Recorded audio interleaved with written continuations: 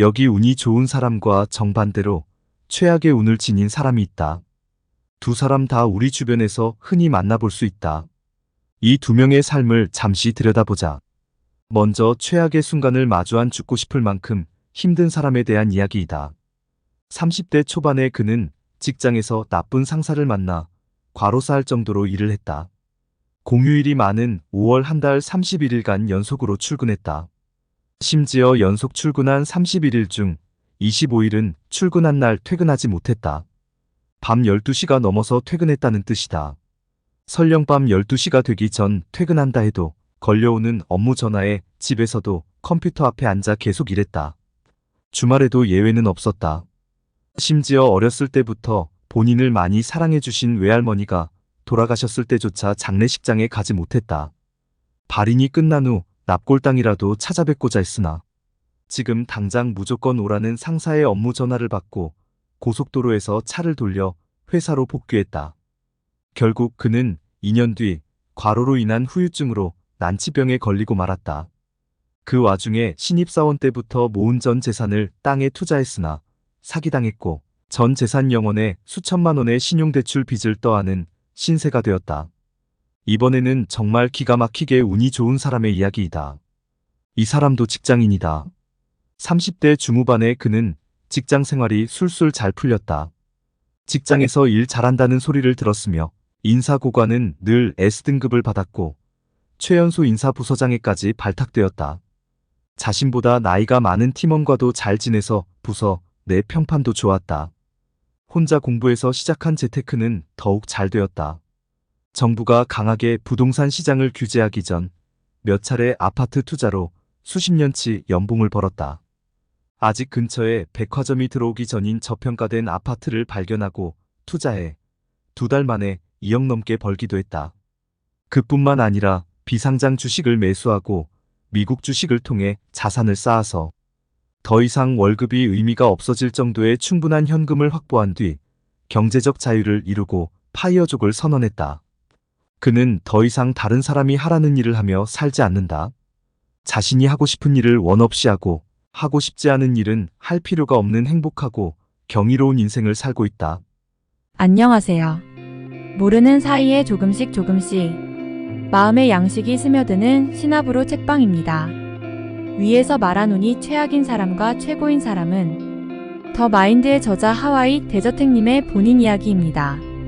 최악의 인생에서 최고의 인생으로 이끌었던 것은 돈이나 운명도 아닌 자신의 무의식을 통해 잠재력을 실현시켰기 때문입니다.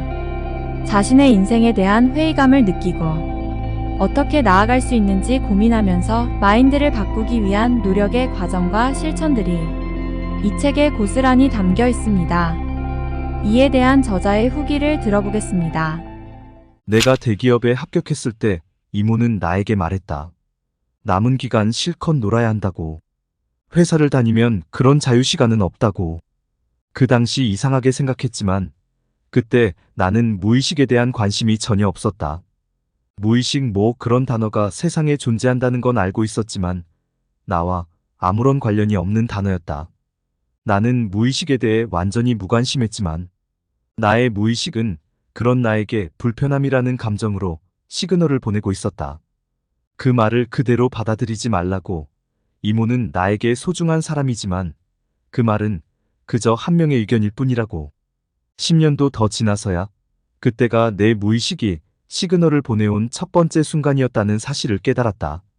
어렸을 때부터 나는 성인이 되면 당연히 직장에 다녀야 한다고 생각했다. 내가 태어나면서부터 부모님은 직장인이었고 나에게도 이른바 좋은 직장에 입사하는 것이 성공이라고 말씀해 주셨기 때문이다. 그런데 참 이상했다. 부모님은 날마다 새벽같이 일어나 성실하게 출근하셨지만 우리 집은 부자가 아니었다. 물론 어린 시절의 나는 조금도 이상함을 느끼지 못했다. 직장인과 부자는 아무런 관련이 없다고 생각했기 때문이다. 부자는 직업이 아닐 뿐더러 부자들은 원래 따로 있는 거니까. 그때 나는 부자가 되는 사람이 따로 있다고 생각했다. 부자는 하늘이 내린다는 말도 참 많이 들었다. 나와 부자는 본질적으로 아예 다르다는 생각. 이 생각은 도대체 누가, 언제, 어떻게 나에게 설치해 놓은 것인가? 부자가 되기 위해서는 우선 당신의 무의식에 설치된 가난한 생각부터 깨끗하게 삭제해야 한다. 무엇인가에 집중할 때 다른 일들에는 흥미가 없어지고 신경도 쓰이지 않는다. 모든 마음과 몸의 에너지가 한 가지 일에 집중된다.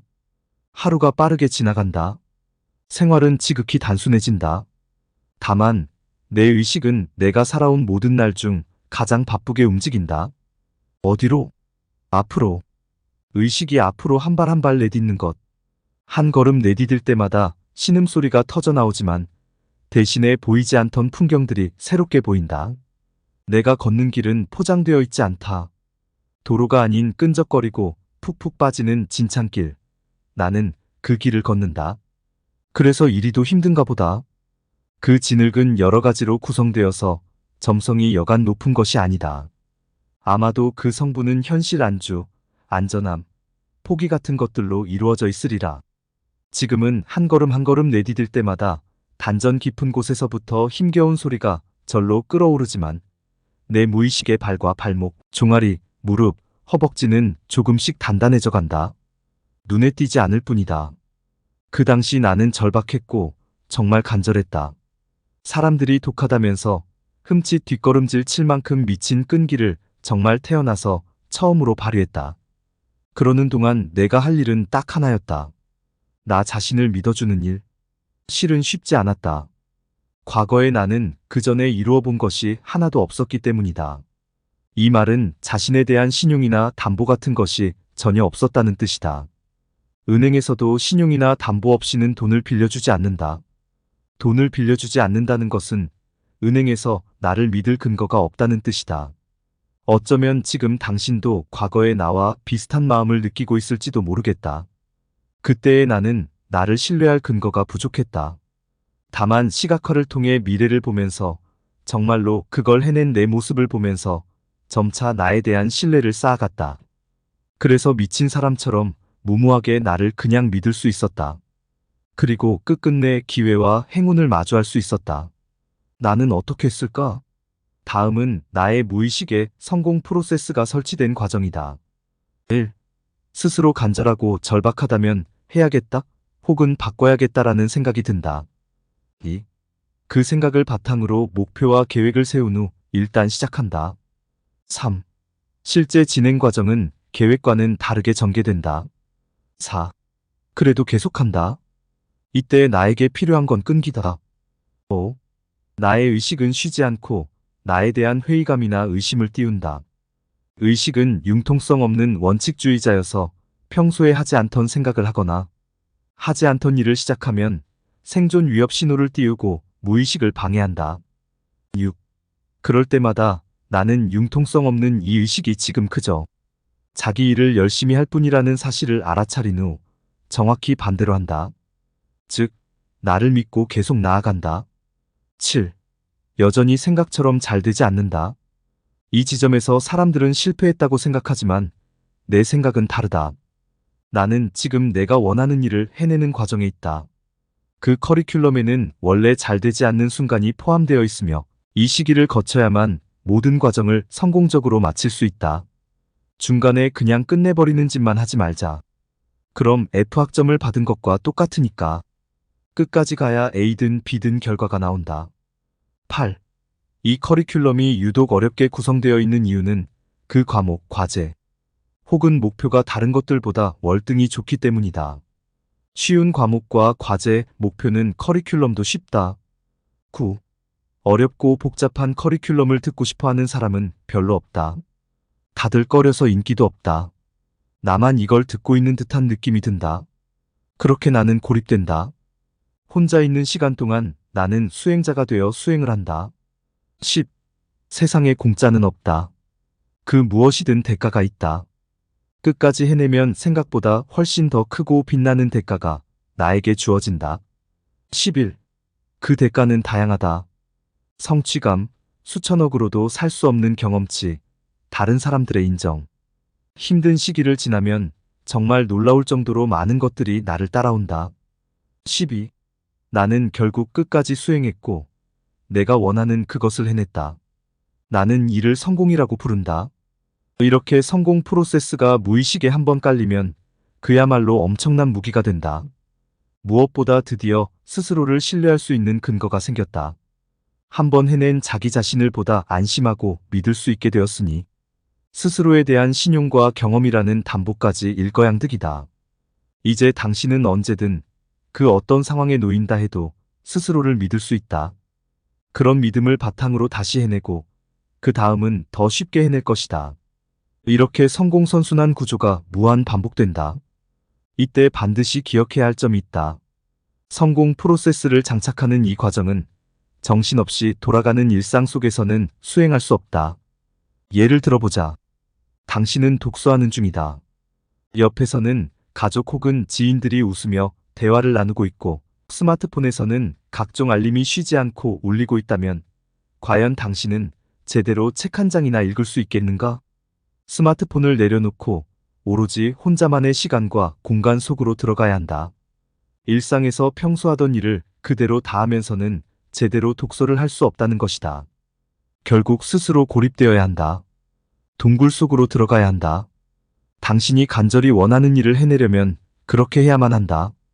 라이언 홀리데이는 저서 브레이브에서 이를 황무지를 건너는 시간이라 말한 바 있다. 과거에 나 역시 어려움에 처하여 자연스럽게 주변 사람들과 멀어졌을 때가 오히려 인생 최고의 기회가 되었다. 나는 이런 상태를 셀프 고립이라고 부른다. 제2차 세계대전을 영국의 승리로 이끈 윈스턴 처칠은 자신의 정치 경력이 정점에 이르렀을 때 본인의 의지와 상관없이 그 자리에서 내려와야 했다. 이후 거의 10년 동안 런던 외곽의 시골에서 셀프 고립의 시기를 보냈다. 사람들은 그의 정치 인생이 끝났다고 생각했겠지만 사실 고립된 그는 더 깊어지고 있었다. 책을 읽고 글을 쓰고 휴식을 취하며 생각을 하고 있었기 때문이다. 돌이켜보면 내 삶은 항상 그렇게 상상한 대로 흘러갔다. 그때의 나는 본능적으로 알았던 것 같다. 비현실적으로 느껴진다고 할지라도 신경 쓰지 않고 그저 간절히 바라는 목표를 세운 다음 정말 구체적으로 원하는 삶을 상상하면 결국은 현실이 된다는 사실을 말이다. 놀랍게도 시간이 지나면서 하나둘씩 원하는 목표가 현실이 되는 일이 반복해서 일어났다. 놀라움을 넘어서 미쳤다라는 말로밖에는 설명할 수 없는 일들이 실제로 일어나고 있었다. 나는 확신하게 되었다. 간절히 바라면 이루어진다는 사실을 눈치챈 것이다. 나는 10년을 직장인으로 살았다. 매 순간 온 마음을 쏟았지만 온갖 업무 전화와 이메일 끝에 을에 붙는 감사합니다라는 말 외에는 진심이 담긴 감사 같은 건 10년간 단 한 번도 받아본 적이 없었다. 아니, 그런 감사의 말을 기대하지도 않았다. 나 역시 그저 내 할 일 잘하고 월급 받아서 우리 가족이 잘 먹고 잘 사는 것이 인생의 목표였으니까. 그런데 지금 사람들은 내게 감사의 인사를 건네온다. 덕분에 인생이 바뀌었다며, 내가 한 가정을 구했다며 진심 어린 감사 인사를 전해온다. 두 아이를 두고 극단적인 선택을 하려던 가장이 나로 인해 새 인생을 살아가게 되었다고 말해준다. 폐업을 고민하던 이는 나로 인해 매달 억 단위 수입을 거두게 되었다며 감사의 편지를 보내온다. 전율이 일었다. 직접 느껴보지 않았다면 평생 몰랐을 감정이 솟구쳤다. 동시에 감사함과 긍정의 플러스 에너지가 나의 정신과 마음에 온전히 가득 차오르는 것을 느꼈다. 이 감정을 알게 된 이상 나는 이제 더는 예전처럼 살 수 없었다. 그리고 결정적으로 내 주위의 모든 사람이 잘 되면 잘 될수록 나 역시 더욱 잘 된다는 평범한 진리를 마음 깊이 깨달았다. 나의 성공 여정을 있는 그대로 공유하고 그 중심에 있는 마인드를 알리는 이 책을 쓰게 된 이유다. 저자의 후기를 잘 들으셨나요? 그는 마인드를 바꾼 것으로 인생이 완전히 달라졌습니다. 저 역시 처음에는 저자의 말을 믿지 않았지만 구체적인 자료와 논리를 통해 진실됨을 느꼈습니다. 무엇보다 자신의 마인드 성공 경험을 한 사람에게라도 더 알리는 간절함이 크게 와 닿았습니다. 여러분도 자신의 잠재력을 믿고 실천하셔서 성공하시길 바랍니다. 보이지 않는 당신의 마인드를 믿어라. 그것을 믿고 있는 당신도 믿어라. 당신은 성공한다. 당신이 그렇게 믿었기 때문에 이상 신압으로 책방이었습니다. 안녕.